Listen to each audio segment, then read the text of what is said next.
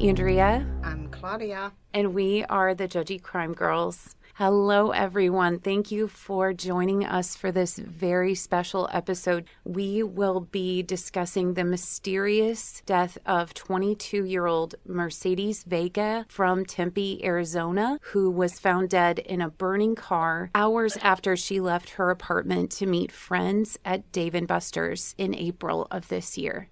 Her parents, Erika and Tom Pillsbury, are with us today.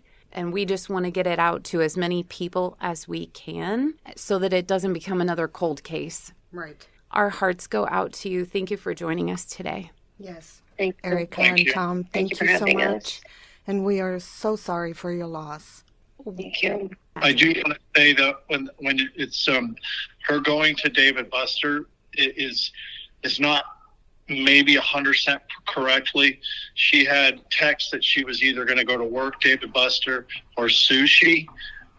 Just by the way she was dressed, my wife thinks she was going to Dave & Buster, so we're not 100% sure on where she was going when she left her place. Those three places that we were aware of.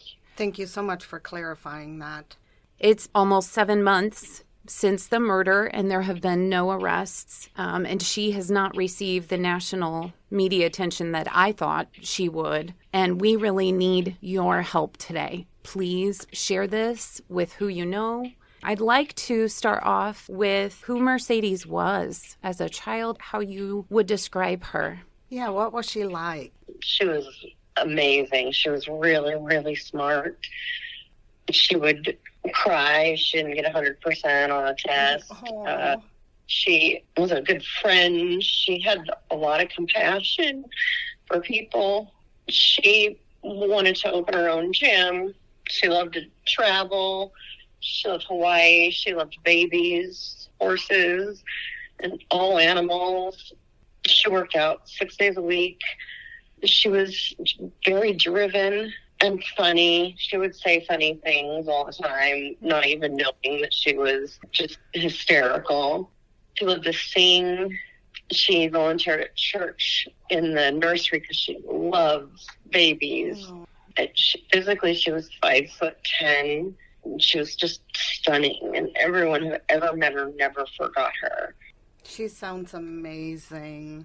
She had the biggest, just brightest eyes. When you look at her picture, she smiled so big, it's like her eyes almost disappeared. She had an old soul. She was very, very, she was very headstrong, but she was determined to do the things she wanted to do, and nothing would get in her way. Example, when she was little, she wanted to go to Disney World. She was 6 or 7, and she'd write a PowerPoint presentation why we should take her to Disney World. I love that. Oh. And then when she got a little older, she wanted her first tattoo when she turned 16. She did another PowerPoint presentation, presented that in her mom, and she knew exactly how to present it in the point where it would get her mom to agree. She wanted a verse that her mom used. She wouldn't go to bed unless her mom read her a verse from the Bible when she was real little. So she wanted that verse tattooed on like her ribs in her mom's handwriting. So of course when she wrote the PowerPoint, she put that in there, and how's mom going to say no? You know? Exactly. How can you? So did you make it to Disney with her? Yes, we did. She was little. She got to see all the princesses. We used to travel a lot when my kids were younger. And yes, we did go. We went to Disney World. That's where she wanted to go. Oh. She also wanted to swim with the dolphins. She got to do all of the stuff that she wanted to do. But as that 22-year-old, she started to try to find herself. Mm-hmm. But then she started to come back and say, you know what? I know what's important to me. It's my family. It's my siblings. It's my nephews. It's my anyone that was in her family. She's like, this is the people that matter the most to me. And she was starting to find that path again, because at 22, you're trying to find yourself and you're looking all over and you're going to get pulled in all these different directions. And she just said, you know what? This is where I know I belong and I want to be. And we were planning a trip to Turks and Caicos in 2024. We flew to Alaska for Thanksgiving in 2022, and she got to be with all her family. And just, she was an amazing young woman that had just started her journey in life. And she kind of realized what she wanted and where she wanted to go. Yeah. But she was finding herself. She really was. She was an amazing young lady. Amazing young lady. Now, we did see some pictures of her in Hawaii. Was this a family trip? The most recent trip, she went with 2 of her friends. Okay. All right. Yeah, that's amazing. Living in Alaska, we would go to Hawaii. We've been there a few times. That's where she swam with the dolphins. And she felt her soul belonged there. Oh, wow. A couple of weeks before she was murdered, she was talking to me. She said, Mom, my soul belongs in Hawaii. Oh. And she goes, when I die, I want my kids to scatter my ashes in Hawaii because that's where my soul belongs. Oh. And we are going to honor that in May. Oh, gosh. Wow. It's really hard. Yeah. Because, like you said, it's been 7 months and we don't have any answers. And we're fighting to, like you're in a pool of water and you're trying to hold your breath without sinking. Oh. And that's how we feel. Some days we're underwater, we can see the surface, and other days we're, like today, we're talking about her. It's sad, but we feel like we're above that surface. But it's a really tough journey because of what she went through. Yes. Right. I was reading about one of the events that you had put on for her as a tribute, and it was the 4th one of its kind. Mm-hmm. We have researched so many cases. You guys are screaming from the mountaintops. Mm-hmm. I applaud you both. I do want to say something on that note. That is her friends that have organized those events. Friends that she's known since she was very little. I do not want to say their names just because maybe they don't want their names out. I don't want to take credit for that. Okay. We have been involved in it, but it is her friends that she was friends from when she was like coming out of 8th grade into high school. These girls are amazing young women, same age as Mercedes, and they are fighting and they're doing everything they can. They're posting it all over social media. So I don't want to take the credit for that. They deserve all the things. Yes, we've been to handing out the flyers, the balloon release and things like that. But when push comes to shove, these young ladies are amazing women, and what they're doing to fight for my daughter, it's incredible what they're doing because, they're 22. They've got other things going on in their lives. Right. And they're not resting. And I'm so blessed that my daughter knew these girls because I've known them since they were, younger. And for them to step up and say, I'm not going to be quiet, is just incredible. Now, did you all live in Tempe? Are you living there now? We live in Santan Valley. Mercedes' apartment was in Tempe, really close to ASU, off of Mill and Washington. We felt it was a safe place for her. It required key fobs. There was just no way into the building if you didn't live there and have that access. Unfortunately, somebody was able to get in there. Interesting. So the parking garage, you had to have a key fob to get into it, or just the building? You had to have an opener for the garage door or the arm. A person could crawl under it, but it's supposed to let one car in at a time. Okay.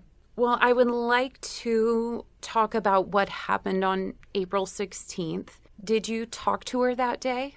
We were actually coming back from vacation in the Caribbean, and we we were flying over right at almost the exact time that happened. We looked down from the air as we were landing and said, "Hi, Mercedes," you know. And it was just about that same time that she was walking out to her car. She was hit over the head and taken. We live in Santan Valley. We didn't stop and see her. Oh. It's one thing we would always do when we would be in that area is we would say hello to her. "Hello, Mercedes, love you, thinking of you."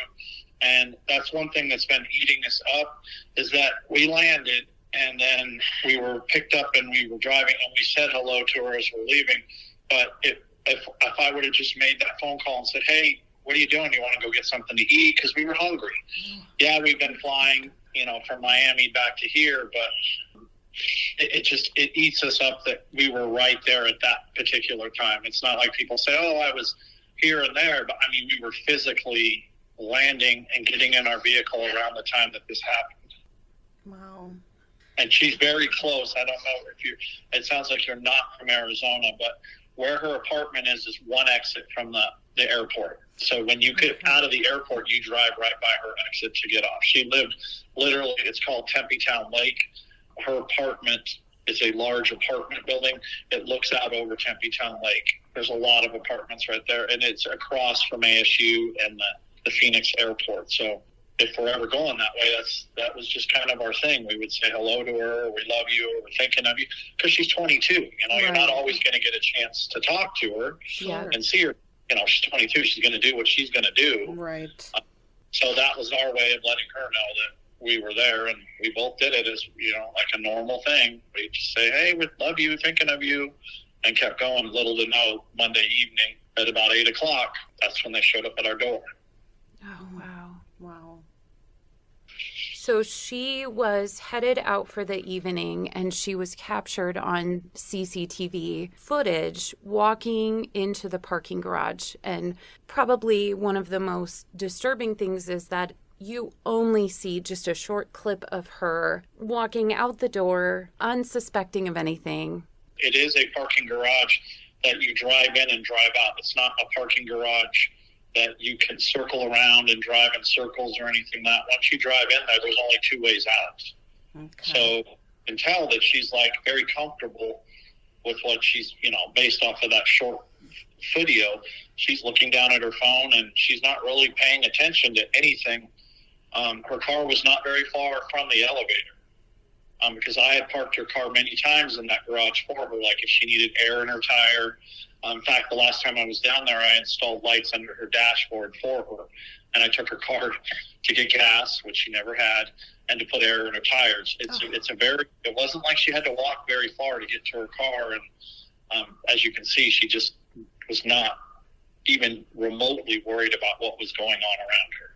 Wow. Okay. Well, the video cuts off. There's no audio that can help. If her car was so close, there's no sound. We don't know. There may be more video, but we have not seen it. The police may, but we've not seen anything more than that. Okay. There's more video based off of being in the garage, knowing that there's videos in that place. That video that you see should have never been released. Oh, no. That was not released by the police. Someone actually took a video of that and then put it on their cell phone and put it on Twitter. Oh, I am so sorry. Yeah. And on your word, back to what you were saying, the police do have plenty of video. Good. We don't know. That's what my wife is saying. We don't know what they see after that. I'm assuming they have that same video, but I'm assuming there's more video after that. Right. We just don't know. They're not going to tell us. Okay. We're on a basis, and at this point, we don't need to know. Right. Mm-hmm. But I would hope you're getting communication and updates from them. Like you said, every day is hard. No. So the one thing I've asked them to do is I've asked him multiple times on this. I've asked him to at least contact my wife once a week, whether it's email, phone calls, just to say, this is where we're at, nothing's changed, because I understand it's I don't want someone arrested, I want someone convicted. Right. Doesn't seem like all the time that they listen, and sometimes they make me feel like my daughter's not important, and other times they do. So do I feel they could be doing more? Yes, I do feel they could be doing more. I think they could communicate more with us. I shouldn't have to call and leave 4 messages for him to call me back. Wow. No. Wow. No, you shouldn't. Their defense, they're saying, well, we're busy, we're not an answering service. But when our detective says the best way to get a hold of me is leave a message. And my wife has left lots of messages. When she hears something or whatever, it's like customer service. It just takes you a few minutes to respond back to them. Right. And say, appreciate what you sent us. Nothing has changed, to make you us feel like our daughter does matter. Right. And sometimes we don't. Sometimes we do. I mean, the silent witnessing that that makes us feel like our daughter matters. Yeah. Talking to you makes us feel like our daughter matters. And that's why we've been quiet for so long, because we wanted to let the system take its course and get all the information they could and go forward. But at this point, we're more angry than because it has been 7 months. And I do believe that it was not a very organized thing that they did to my daughter, but that's, I feel that it should have been solved by now, but I'm not a detective, so I can't really know the ins and outs, but just based off of what we know and what we think, it's hard to sit here and wait. Right. No one knew anything that really had happened to Mercedes until 1:15 a.m. that morning on April 17th, when the sheriff deputies were asked to assist the Arizona Department of Public Safety near the I-10. They responded to a car that was on fire. And after the fire was put out, she was found in the back seat. We're left wondering what happened between 9 p.m. and 1 a.m. We know she was hit over the head in her parking garage. There was blood splatter and matter in her parking spot. 3 days after she died, we had gone to her apartment and went down to her spot, and there was still blood and matter laying on the ground. Wow. From my observation, I put myself, because I parked the car there. Yeah. From observation, it looked like my daughter was trying to open her door, and she was attacked from behind. Oh. Wow. So she didn't see it coming. So where she parked, there was 3 other cars that could park, but there was a cement wall. So there wasn't like, I don't know how they got in there or where they were at, but it was she had to back out. It was a very, very tight spot. So that's why I said when she's coming out of the elevator, she does not, because it's like a box. Okay. I mean, all the cars that park over there have to come out the same way. They can't, there's no other way to go. It looked like from what we saw on the ground that she was actually looking like she was, it was right where her door would be. And that's just our observation of the situation, because we've been in that garage many times. So that's what it looks like to us, is that she was literally getting into her car and she probably hit her fob to unlock the door, and she was attacked from behind. I think it's a little alarming that they would leave that on the ground and not, if it's a crime scene and you rope it off, and that's one thing if you're examining, but... The police had already done their part. Yeah. They had already that's why we were allowed to go in there. Yeah. So... But the apartment building didn't clean it up. Right. Strangely enough, Mercedes' car was found not in her parking garage, but at a second location. So there obviously has to be at least 2 people involved, because her car was driven out of there and she was found in a different vehicle. We don't know if she was put in her own car or put in another car. We don't have that information. Her car was found in Tempe, behind the Culinary Dropout, parked pretty close to the tram tracks where it would likely be towed. she was at some point shot through her arm, and we don't know if that was in her vehicle that happened, or if it was in another vehicle, or somehow when they were trying to put her into another vehicle when she was shot. We don't know that. Okay. It's hard to imagine. These minutes must have seemed like hours and days to her. Here's the thing with this. So if you were, because we've made the drive, if you take from her place to where she was found, it's an hour. So you see her leaving her place at around 9:15 or so. So if they would have drove straight there, that puts them out there by 10. They took her somewhere for a couple hours. Mm-hmm. There's no other way. I don't honestly believe that they drove around. Maybe they did, because I do believe our daughter fought, and it derailed what they were initially doing. That's why I believe that, when you leave a car on the side of the 10, it's a busy highway. It's a lot of semis travel it. You're heading to LA, where the car was located after that exit that you talked about earlier. There's no service for 25 miles. They could have just turned off at that exit into the desert, later out there, turned around and left. Mm-hmm.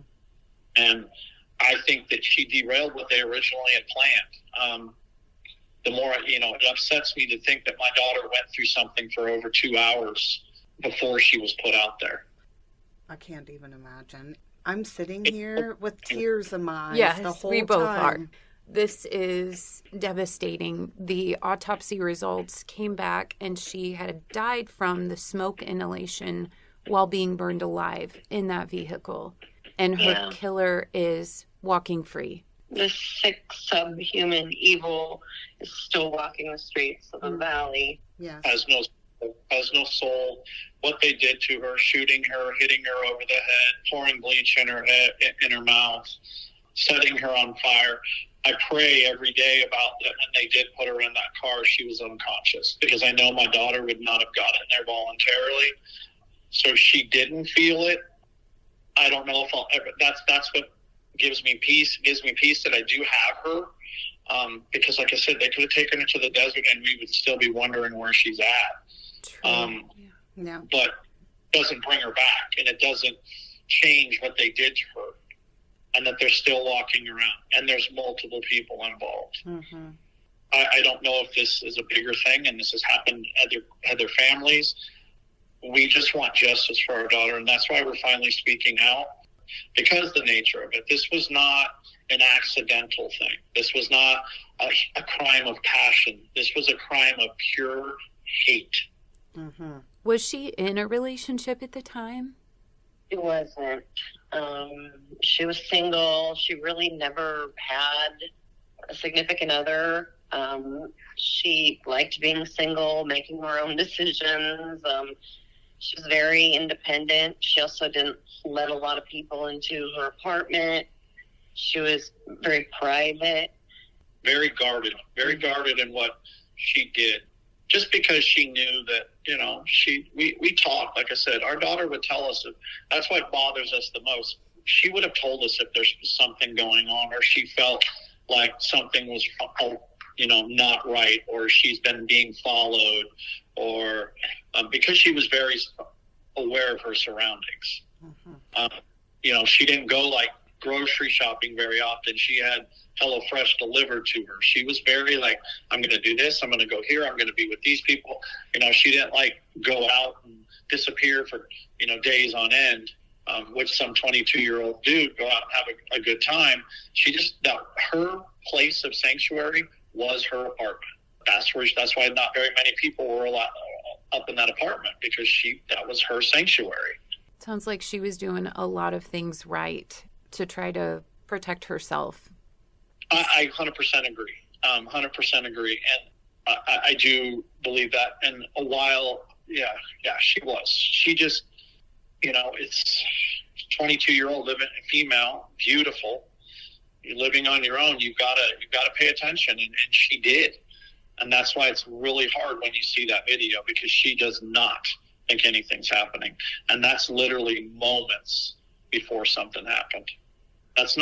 It would take you less than 2 minutes, not even 2 minutes, to walk from where that video ends to her car. Okay. It's very close.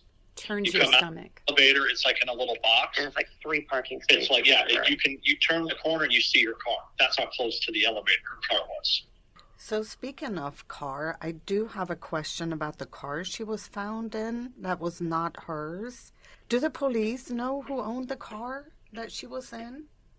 They're not telling us. They won't tell us. Okay. What about her cell phone? Was that recovered? It was recovered. I believe it was found in her vehicle. That's good. It may have started out as a plan, but it didn't end as what they originally started out as.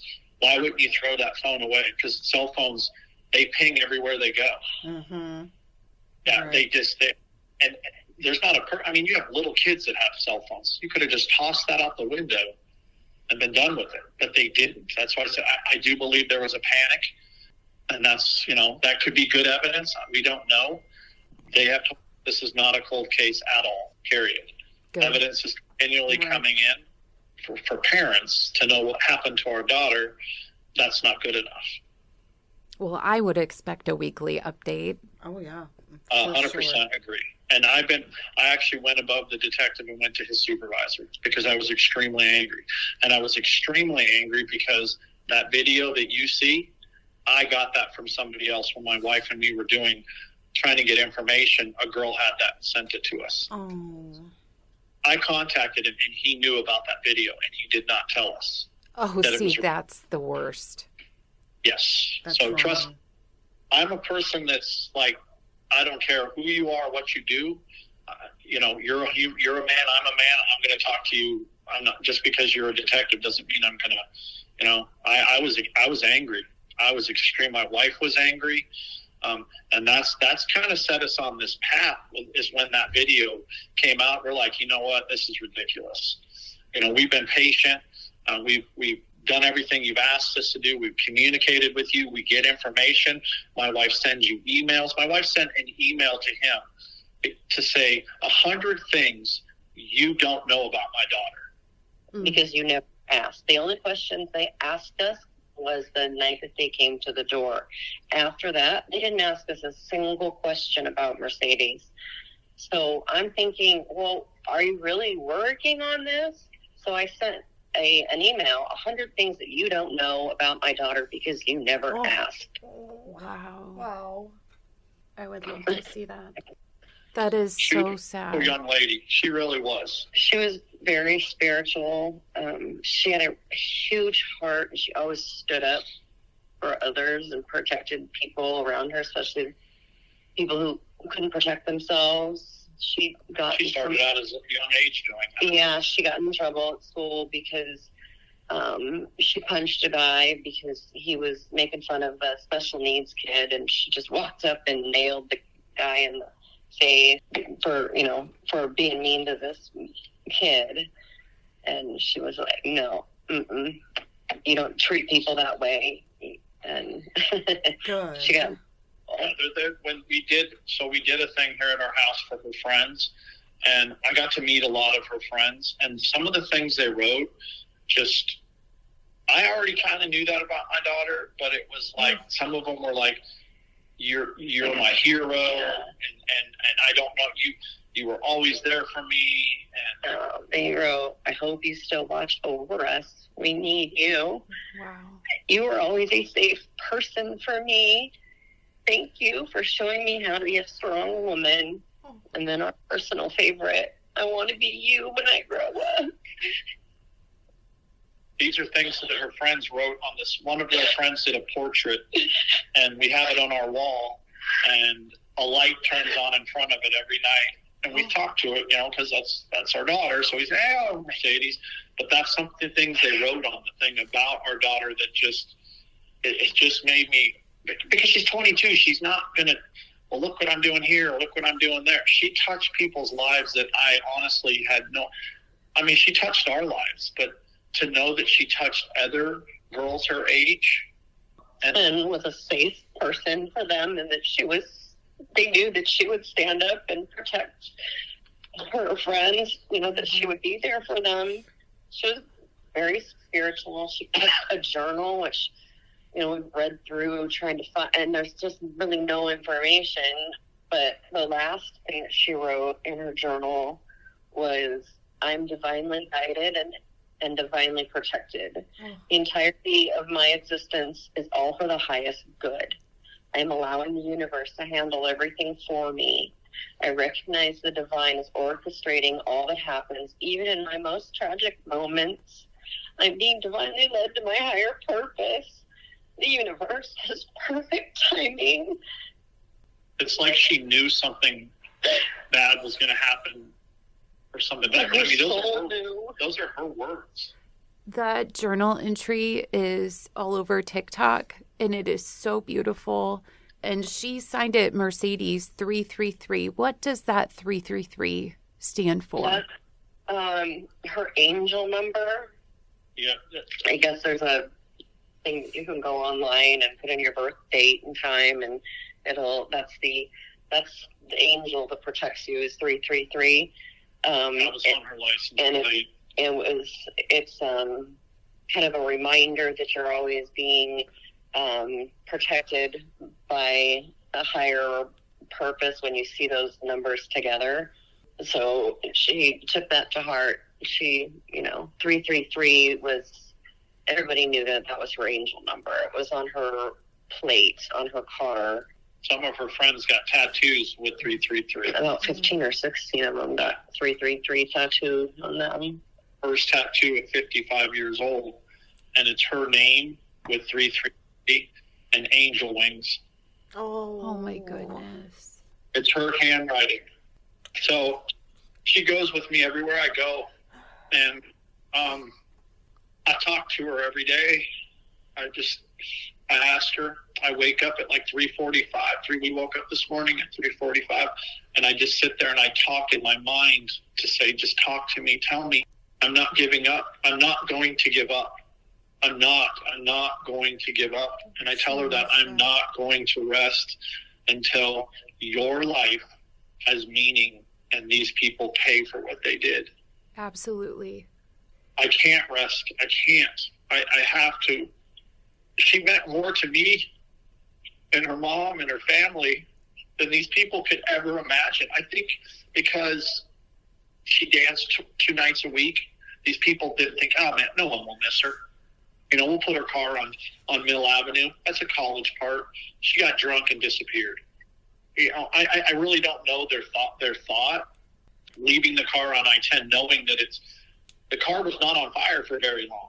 There's just a lot of things that don't make a lot of sense. Right. But I leave my daughter all the way up until the end, and that's why I believe she was unconscious. Said, I'm not going quietly. Mm-hmm. I'm not. I don't care who you are or what you want, but I'm not. And I do believe that he did is going to cause this to be solved. I do. That's what I have to wake up every morning. That's what me and my wife have to put our heads on and say, okay, it will be solved. It will be solved. Our daughter will matter. People like you making this feel like she matters, because right now it's very hard after 7 months. It really, really is. There is still hope, and everything that you're doing is amazing. Yes, that girl has a very, very strong soul. Very powerful. She is very. She always was.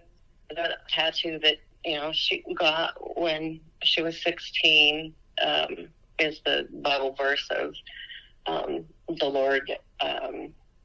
Even though I walk through the valley of the shadow of death, I will fear no evil, for you are with me.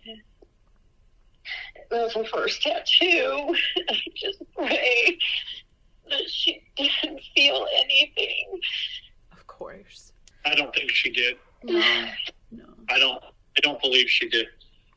Because if you think about it, back to what I was saying on I-10, and then there's semis that go by there.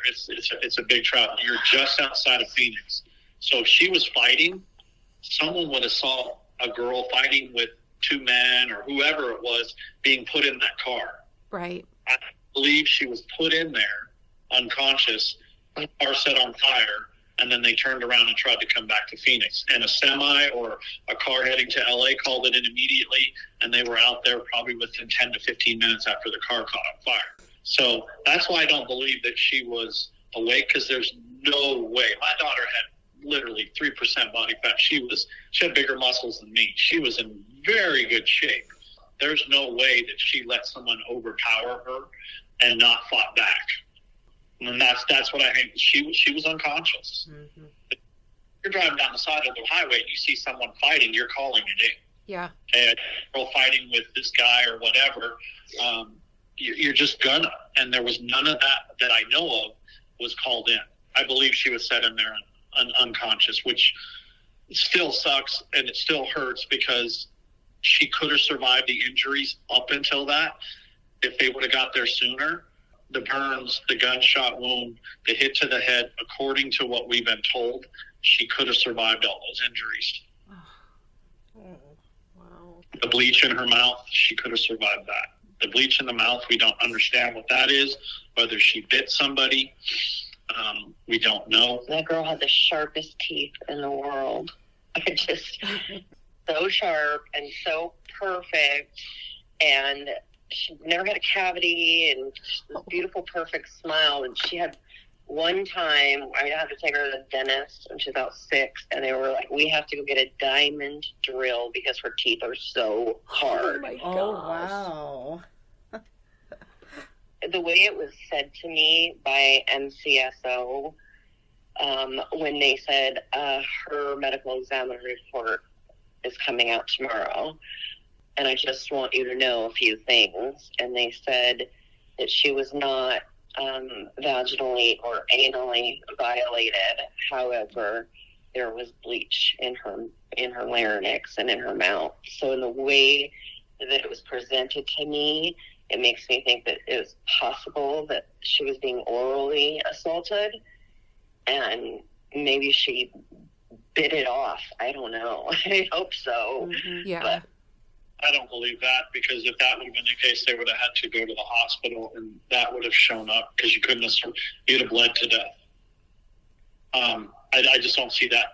It could have been. I do believe that she bit somebody, and maybe they tried to do that and she bit them, or it could be, you've heard the cartel stuff where they cut off hands when you steal something, or, they pour bleach in her mouth saying, you're never going to say anything ever again. I don't know. We don't know the reason. We don't know if it was money driven. We don't know if it was someone from her work. We don't know if it was someone she knew. Incel that, was obsessed with her, or what.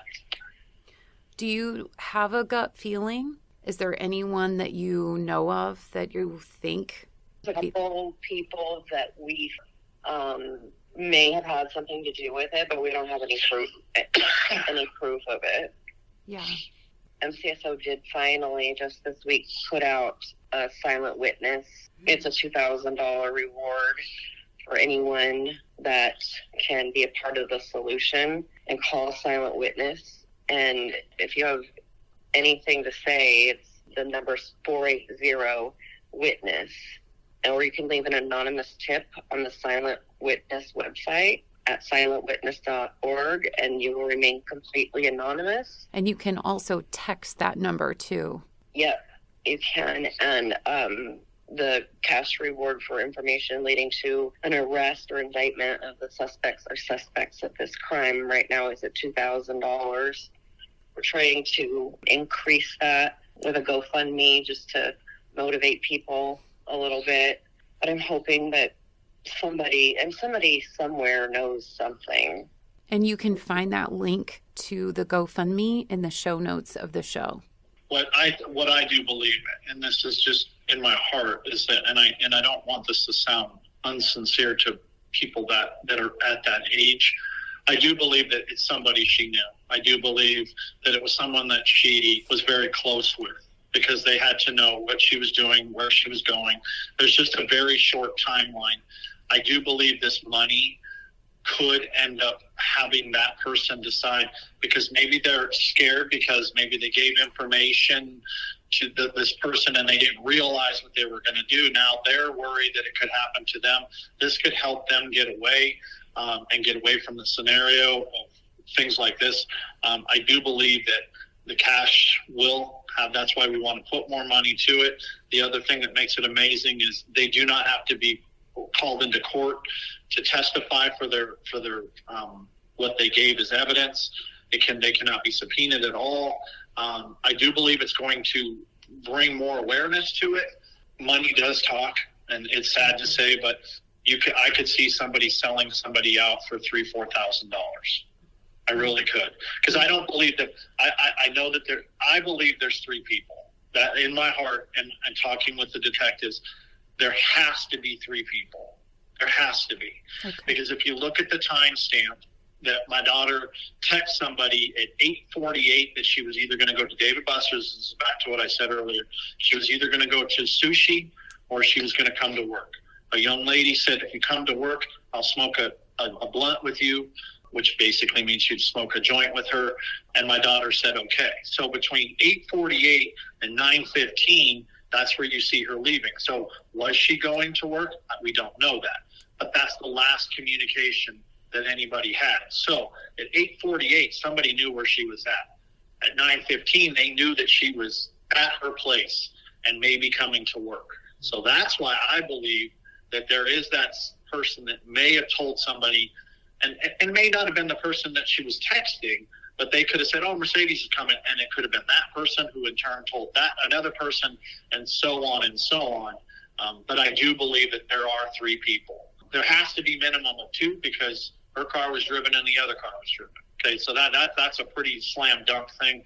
But how did that person know Mercedes was going to be at her house and heading to her garage at 9:15? You're not just going to hang out in a garage that has security cameras all over it. Right. It's almost like it was a setup. My daughter was targeted and tortured. Mm-hmm. There's no cut and dry. That's right to the point. There's no other way you can say that. My daughter was targeted and she was tortured. But my daughter said, "I'm not doing what you want to do." And that's why I think all these mistakes happened. Because like my wife has said many times, my daughter fought and she would not go away quietly. And that's why I think the mistakes happened, is because she did fight.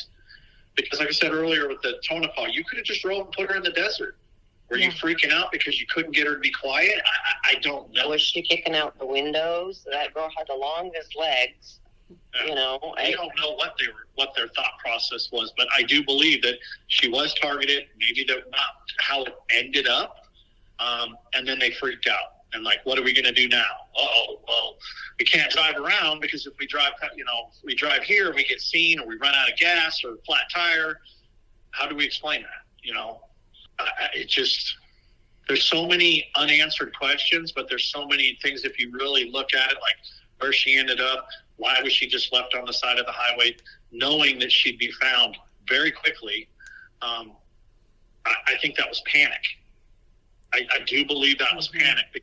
He was not going with what they were asking to do or whatever. It's just who makes a plan and says, well, let's kidnap this person, let's torture her, and then just set her on the side of the road on the highway. Right. I mean, that's not a very good plan. I mean, we live in a desert, and where she was found, there's nothing there. And if the ultimate goal was to kill her, why not just shoot her in the parking garage? Why take her somewhere else? Why? Obviously there was a gun because she was shot. Why risk all that? It doesn't make sense. And why the vehicle exchange? They could have done everything in one car. Mercedes never put gas in her car, ever. She was always on empty, always on red. She hated to get gas. She felt it was a waste of money. Yeah. And so she drove around on E all the time. My guess is once they got in her car, they went, "Oh, there's no gas in this car." Oh, wow. And why her car was left where it was. Yeah, so we don't know if her car was followed out there and then the other car was dumped and then they drove her car back and parked it on Mill Avenue. The other thing is back to where Mill Avenue is because it's literally right where the university is. There are cameras all over the place because you've got young kids going in and out of bars, little pizza places, little ice cream shops. There's restaurants. I mean, that's all it is. It's basically a place where the kids go. So someone had to see something. I mean, you drop the car off there. It's a white Charger that says love.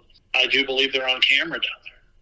They probably dropped it off and walked away. So if they did just use her car and the car they were in and then decided to walk away, that means they live in Tempe and they live somewhere down there. Mm-hmm. We know that. We don't know if there was a third car involved and they dumped her car there first and then decided to take another car out there. But no matter what, there is 2 cars involved because they had to get back somehow. Right. And there's cameras everywhere. My wife used to work for the sheriff's department. There's cameras everywhere. People that don't even know there's cameras out there. So, and of course that takes time. You know, you have to submit evidence. You're only allowed to submit so much at a time, and that's a state law. But it's just, I just don't see how we're not farther along. Like when you pull out of her place, the tram that goes to downtown and through ASU runs right in front of her place. Literally right. You have to wait for it to turn into her place because it runs there. Well, the trams, and they have cameras everywhere because that's their security. They don't have somebody stand guard on the platforms to make sure everybody's safe. They have cameras everywhere. So there has to be a camera of that car coming in because you got to cross over the tracks to get into her place. And you have to have a camera going out. Oh, my gosh. There's so much CCTV footage out there. Something. Did they stop and get gas? Bleach? You know, where did she go for 2.5 hours? Yeah, because if we drove it, if you drove straight there, it's an hour. Mm-hmm. So there's 2.5 hours, 2 hours and 15 minutes of, I don't believe they drove around. I do not believe that. That would be even more stupid. I believe she was taken somewhere. I read in an article you believe that there may be other victims. MCSO has said to us, when we can tell you everything, you'll understand why we're not telling you things. So we have a feeling that maybe Mercedes isn't the only victim, that this may have happened before. I had some people reach out saying, you know, I was at that apartment and 3 guys tried to, I was scared. I didn't feel comfortable. Okay. Right. So maybe there's more than just her. Could have been completely.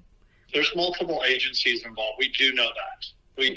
We have been told that. And the one thing when we do contact the detective, I ask a million questions. And then I give him my scenarios. And why this and why that. Same with my wife. That's why she sent that thing, 100 things. Or when, because in today's age, your podcast, social media, that's how people get information. People don't always sit and watch the news. I believe she'll get information because these girls are afraid to go forward, and then she'll forward it on and stuff like that. So we do ask that question. Did you talk to this person? Did you talk to that person? Did you get that information? And we do, and he does come back and tell us, yes, there's multiple agencies. So they're not just sitting there, and they make us believe this when we do talk to them. It's at times that we're not talking to them, that they're out there, and they're not resting on this. Because first of all, we're not being quiet anymore. No. And the longer it goes, the worse they look, as far as I'm concerned. Because of all the things, like I said, the CCTV footage, all of that stuff that was out there, her talking to that individual and then disappearing, 20 minutes later and never being heard from again. Well, I'm not saying that person has something to do with it, but someone in that surrounding may have something to do with it. Oh, yeah. Yeah. You just got to find that right domino and push it over. And then the rest of the dominoes will fall in place. And because we live in the state of Arizona, this is a death penalty case. So you could be the person that sent that text. You could be the person that told them. You're facing just the same amount of charges as the person that actually did it. Mm-hmm. So there's a lot at risk here. I do believe in my heart they will catch this person. I've said it again, and I'll say it again. Her friends that have done all these things for her, they are amazing, and they are not resting. They are constantly doing things. They're just incredible women, and it's. I would have never thought about going on a podcast and talking. I really wouldn't have. They're the ones who helped us and told us about doing stuff like this, because this is how people get their information. Right. And it's, I'm old. I'm not like old, but newspaper news is the way to get the information when I was younger. It's not that way anymore. And it's just, we love that people are talking about it. We think that it's going to be awareness. I think that it's going to scare the people that are involved, because I do believe they are looking over their shoulder because of what they did. Mm-hmm. I know they're walking around thinking, I'm the smartest person on the planet or whatever. I do believe that they're like, okay, this is kind of, and now that I'm getting this is all this attention, and they could have told this person and that person could have told this person, how do you cover your tracks? Right. I don't believe they've been quiet. I just believe with all the attention they're getting, it's going to bring that one person out, whether it's over guilt, whether it's over they're worried that something's going to happen to them because they feel like the vice is tightening around all of them. Mm-hmm. I don't know. If there was one thing that you could say to somebody that's scared, that is listening right now, that wants to come forward, is thinking about coming forward, what would you say to them? If they contact silent witness, their name will never be mentioned. They won't have to testify. If they have information and it leads to an arrest, they receive that money anonymously. They don't have to leave their name. Okay. So you call in and you leave the tip. That's all you have to do. Okay. You don't have to tell them who you are. And if you choose that you want, you want the reward or whatever, they could put it as your bank account or their friend's bank account. They do not even have to link it to themselves. Or even a card that you would, like a Visa card you would buy at Walmart or Fry's or something. I can imagine how scared I would be, even if I thought I knew something. Mm-hmm. I would probably be terrified. But and that's back to what I said, the vice is tightening. And the person that may have assisted in this is now probably worried about themselves. Mm-hmm. Because they're like, and I've said this to these girls when we've done these vigils. I've stood in a circle of 50 young women and said, look, you guys need to protect each other. You need to watch each other's backs. Whether you are friends, but you all know each other. And you at this point do not know who this is. And I would point and say, it could be your friend that you're acquaintances with, mm-hmm. and you have no idea. It's someone she knew. It's someone that you guys probably know. So be very protective on what you say and where you go and what you do. Don't go anywhere without somebody knowing you're going there. When we did a vigil, this one girl said, could you walk me to the bathroom? Because she was afraid to walk over to the bathroom by herself. So this has hit home on a lot of these girls. That's back to where you said they could be afraid. I do believe they're afraid. So is this person going to act out and try to get rid of them too? Exactly. Right. They are facing the death penalty. I mean, at this point, what else have they got to lose? Right. There's really not a need for a witness protection program. There's not even a need because your name will not even be anywhere at all. Yeah. Mm-hmm. I say this too when we do them. I said, no tip is a bad tip. A tip that you could leave could lead to a tip that they already had and it fills in that blank. Right. Exactly. Yeah, you just don't know. You really don't know. Well, I heard this in this conversation, or I overheard this, and then they plug it into the middle of what they already knew, and it just puts it all together in one long story. You just don't know. And if anybody knows anything, please just reach out to that and just let them know what you know. And like I said, no tip is a bad tip. It really isn't. We don't want this to happen if this is bigger than my daughter. And this is another thing that we hold our head on. I do not want someone else to have to go through what we're going through. I don't want another family. I don't want another, siblings to go through this. I don't want friends to go through what we're going through. If my daughter died and stopped this from happening to other women, then look at it that way. Yeah, you can look at it all different ways. You can look at it that you could prevent this from happening to other women if it was a trafficking thing. Because we live in Arizona, it's very big. We don't know if that's the case. Honestly, we don't know. But what I'm getting at is that you could protect other women, but also help solve this case and put these people off the street. Because if it has been going on and it's been under the radar, maybe they didn't find the other victims or whatever, in a similar case, I don't know that, but we could stop this from happening to somebody else. Exactly. Yes. Wow. Thank you so much for joining us today and just being so open with us. You guys are amazing parents, and the way that you talk about your daughter, it just brings us to tears. We miss her. We miss her so much. Yeah, it's gonna be a really tough 2 months for us. The holidays are coming, and like I said, we spent Thanksgiving in Alaska with her, and she was very hesitant in going, and then she left early. But when I was taking her to the airport, because everybody was still up at the house, that's where she started making plans. She's like, I shouldn't have gone back early. I just love this. I want to do this with you guys, and this and this. She had just started to find herself, and that's how at 22, you're living for that moment. You're living for that month to have fun with your friends. But she was realizing there's more to what I'm doing now. And that was taken from her. And it destroys us, thinking that, when she would come here and have Thanksgiving, she would be in the kitchen. It's her mom's recipe, but she'd be making an homemade apple pie. She would make a special dish or whatever. She just was an amazing daughter. She made me such a good father. I'm never going to get to walk her down the aisle. I'm never going to get to hold her grandbaby. And these people took this from her, from me and my wife and siblings. She didn't get to experience life. She was just a kid. She was just a kid figuring out, which is what we want our kids to do. Right.